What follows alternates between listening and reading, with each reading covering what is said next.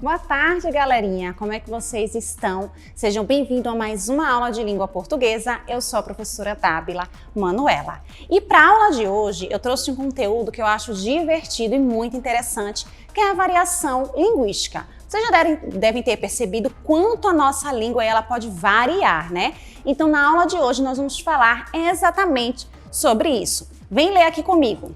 Vamos lá, o que é a variação linguística então, tá? As variações linguísticas são as mudanças que a língua apresenta devido à sua capacidade de se transformar e de se adaptar, tá?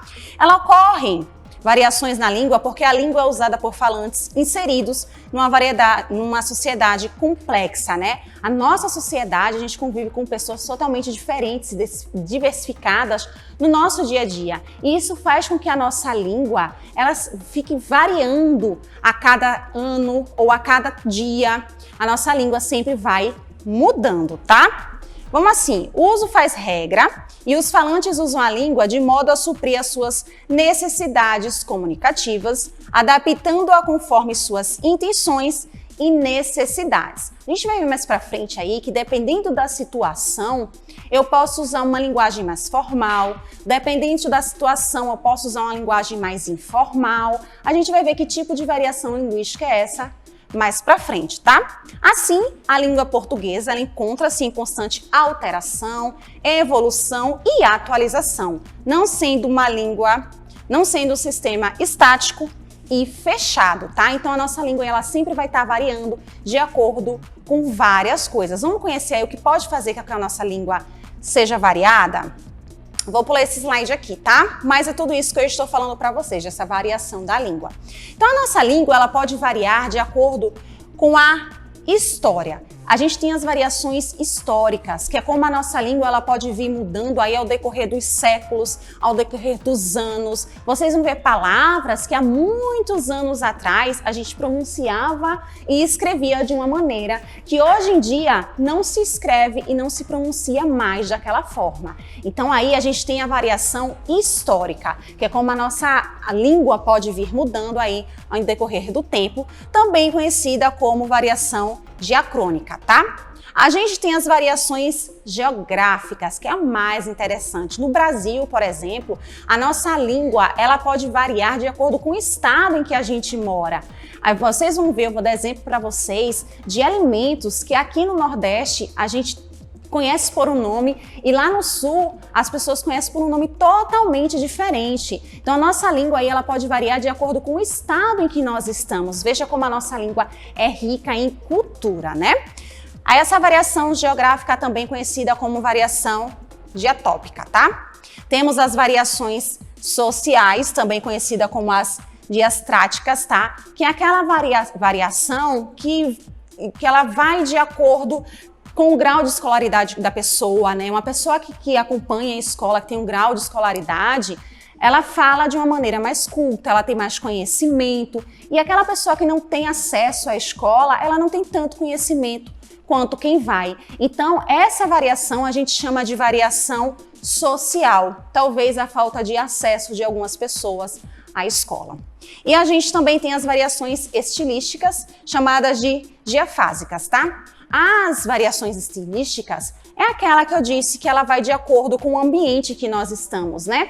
Eu, como professora, quando falo com vocês, eu tento usar a norma culta da língua portuguesa, mas quando eu estou com os meus amigos, eu faço uso de gírias, né, de jargões. Então, tudo vai depender aí da situação. Então, eu chamo essa variedade linguística de variedade linguística estilística, tá? A gente vai ver um pouquinho de cada uma delas agora, com mais detalhes. Vamos começar pelas variações históricas, né? E como eu disse a vocês, acompanhem comigo a leitura.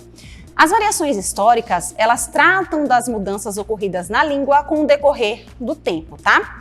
Algumas expressões deixaram de existir e outras novas surgiram e outras se transformaram com o tempo. Olha um exemplo aqui, 3 exemplos para vocês, tá? Antigamente, há muitos anos atrás, a gente chamava as pessoas de vossa mercê. A gente acompanha aí, quem acompanha a novela, vê aquelas novelas antigas, né? As pessoas se chamavam por vossa mercê. De vossa mercê passou para vós, missê. Hoje em dia nós chamamos você E no uso da tecnologia aí, no WhatsApp, Facebook, Twitter, as pessoas reduziram o você ainda para VC.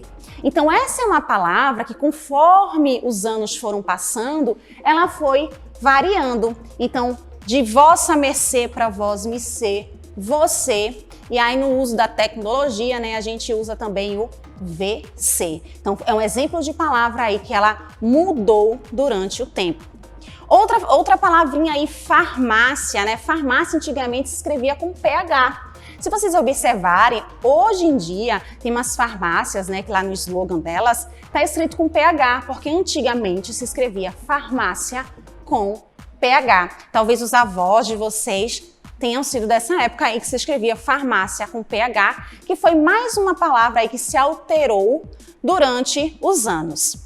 Outra palavra que é muito atual, quer dizer, atual do meu tempo, né? Não do tempo de vocês, é a palavra fotografia. Antigamente a gente chamava as pessoas para tirar fotografia. Hoje eu não chamo vocês assim, gente, vamos fazer uma fotografia? Não, eu chamo vocês para tirar uma foto. Então veja como aí a palavra já reduziu, como ela já mudou e como fotografia tem pouco uso. Não que ela tenha sido extinta como vossa mercê, mas o uso dela está bem menor. Hoje em dia a gente usa mais a palavra foto. E aí eu coloquei até mesmo a palavra selfie, porque quando a gente está em grupo assim, quer tirar todo mundo junto, não tem que ter quem bata, né? A gente vai lá e tira uma selfie. Então a palavra foto aí, se a gente perceber, ela também está deixando de ser usada para ser substituída pela selfie. Então aí são exemplos de palavras, tá, que sofreram variação histórica, bem interessante, né? Vamos aí para a próxima, tá? Eu dividi a aula aí de variação linguística em 2 aulas, porque como são muitas informações, para vocês saberem detalhes aí de cada uma, certo? Vamos comentar isso aqui, tá? Vale ainda comentar a respeito de palavras, né, que deixaram de existir ou passam a existir, tá? Essa frequência aí acontece muito com as gírias. As gírias de vocês, por exemplo, não é igual às minhas gírias, que não é igual às gírias dos meus pais, que não é igual às gírias dos meus avós. E aí eu trouxe exemplos para vocês de supimpa. Nossa aula hoje foi supimpa. Então quer dizer supimpa, vocês já ouviram essa palavra? Supimpa, né? Era uma gíria antiga, que significa é da hora, é massa, é top.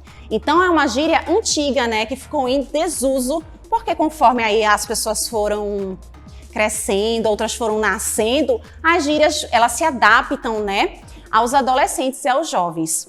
Outra aqui, ó. Gente, se eu chegar para vocês e disser assim, ó, aquele broto é um pão, vocês vão ficar voando. Vocês vão dizer, professora, o que você tá falando de quê? Eu tô elogiando, eu tô dizendo que aquele menino, ele é bonito, ele é gato. Então, antigamente, as pessoas diziam que quando queria elogiar uma pessoa, diziam assim, ó, aquela pessoa é um broto de pão. Quer dizer que aquela pessoa é bonita, aquela pessoa é gata. Vejam só aí como as gírias, né, elas vão mudando ao decorrer dos anos e das gerações. E agora vamos falar das variações regionais, tá? As variações regionais, olha, são as mais interessantes que tem. Vamos ler aqui comigo. As variações dietópicas, né, também chamadas de variações regionais ou geográficas, são variações que ocorrem de acordo com o local onde vivem os falantes, sofrendo sua influência. Esse tipo de variação ocorre porque tem diferentes regiões, né, que têm diferentes culturas, com diferentes hábitos, modos e tradições, estabelecendo assim diferentes estruturas linguísticas. Então, cada estado aí tem a sua cultura, né? Cada estado aí tem suas tradições, e isso também vai mudando no decorrer da fala. Vamos ver alguns exemplos?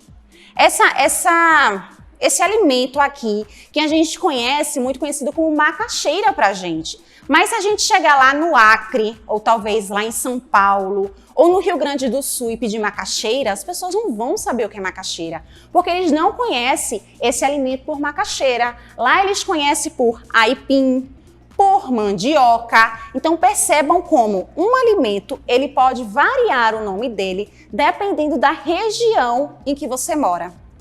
Outro exemplo para vocês, a abóbora, né? O jerimum, que a gente conhece muito por jerimum, em outros estados brasileiros ele é conhecido como abóbora ou até mesmo como moranga. Pois é, gente, bem diferente, né? E aí, por último, que eu trouxe esse aqui, Esse aqui é uma confusão, na verdade ele não tem nome certo em canto nenhum, né? Como é que vocês conhecem isso aqui?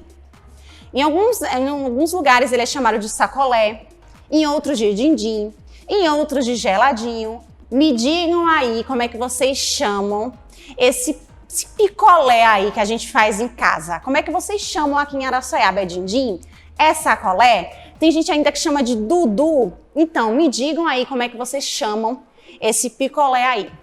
E agora, para finalizar a nossa aula, tá? Hoje eu só vou falar aí dessas duas variações linguísticas para não ficar tão extenso.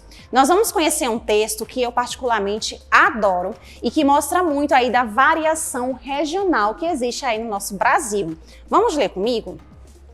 Há assaltantes de várias regiões do país, tá?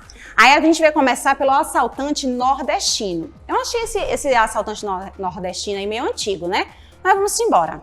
Ei, bichinho, isso é um assalto. Arriba os braços e não se bula nem faça munganga. Gente, vocês sabem o que é munganga? É bem antigo esse munganga, viu? Munganga quer dizer assim, não faça bagunça, não faça carnaval, não faça, sabe, não se mexa muito, então não faça munganga. Arrebola o dinheiro no mato e não faça pantim, senão eu enfio a peixeira no teu bucho e boto o teu fato pra fora. Gente, essa história da peixeira, ela é bem do Nordeste, né? Principalmente assim da parte do sertão, porque as pessoas usam muito peixeira. Faca não existe, é peixeira. Perdão, meu pai de inciso, mas é que eu tô com uma fome da moléstia, que é algo que a gente usa muito, né? Moléstia e pá de inciso, né? Que as pessoas são muito devotas aqui no Nordeste. Então, aqui são as características do assaltante nordestino. Vamos aí para o assaltante mineiro. Osso, presta atenção, isso é um assarto, uai. Levanta os braços e fica quietinho, que esse trem na minha mão tá cheio de bala. Mió, passa logo os trocados, que eu não tô tão bom hoje. Vai andando, uai. Tá esperando o quê, uai? Esse uai aí muito característico ali dos mineiros, né? Então perceberam aí a diferença de sotaque entre o nordestino e o mineiro. Vamos conhecer mais um assaltante, que é o gaúcho. Ô guri, ficas atentos, atento, ô guri, ficas atento, bah, isso é um assalto, levantas os braços e te aquietas, tchê. Não tentes nada e cuidado que esse facão corta uma barbaridade, tchê.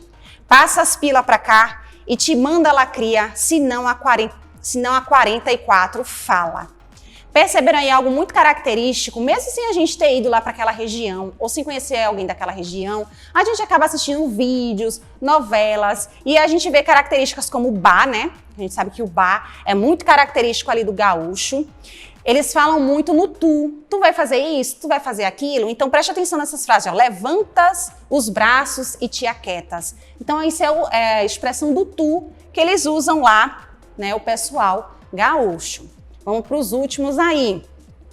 O assaltante carioca. Seguinte, bicho, tu te deu mal, isso é um assalto. Passa a grana e levanta os braços, rapá. Não fica de bobeira, que eu atiro bem pra... Vai andando e se olhar para trás, vira presunto. Então é aquela história, né? Esse bicho, esse tu te deu mal, é muito característico lá dos cariocas. A palavra grana também, que eles usam muito grana, né? Vamos para o baiano. Percebam aí no baiano que quando a gente for ler, tem assim, longa pausa. Porque as pessoas comentam, falam, né? Subjugam os baianos como pessoas preguiçosas na fala. Então preste atenção nesse texto. Ô meu rei. Longa pausa porque dizem que o baiano demora a falar. Não sei, nunca fui lá. Isso é um assalto. Levanta os braços, mas não se veste não. Se não quiser, nem precisa levantar para não ficar cansado. Vai passando a grana bem devagarinho. A preguiça reinou, né? Vai passando a grana bem devagarinho. Não repara se o berro está sem bala. Mas é para não ficar muito pesado. Não esquenta, meu irmãozinho.